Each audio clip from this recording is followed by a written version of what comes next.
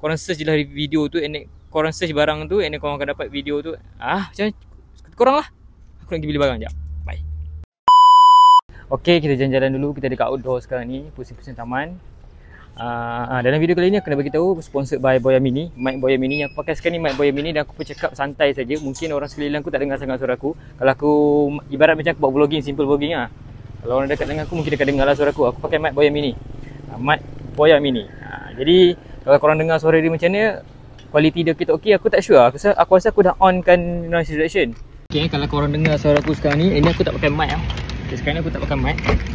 Okay, aku keluar dari kereta, kawasan bising. Korang dengar suasana bising kan? Sekejap aku pakai mic. Dia mic dia mudah je, cocok je terus dapat. Korang rasa bising dia tu okey tak okey macam mana, korang decide sendiri. Aku just buat review macam mana keadaan dia. Dia ada control noise cancellation, dia ada control noise cancellation. Tak silap aku dia ada 3 jenis control noise cancellation. Ada 3 level lah. Paling kurang and then sampai ke paling strong lah untuk noise cancellation. Macam sekarang ni aku lupa, aku tak tahu yang mana sekarang ni. Situasi aku sekarang ni noise cancellation yang mana satu. Jadi kalau korang berminat, korang tekan saja kat Bitcoin dengan harga yang saya sangat murah. Dapatkan sekarang. See you on the next video. Kalau korang berminat, tekan sekarang. Yes. Aku tak tahu nak buat video hook macam mana lagi untuk korang berminat dengan mic yang aku review ni. So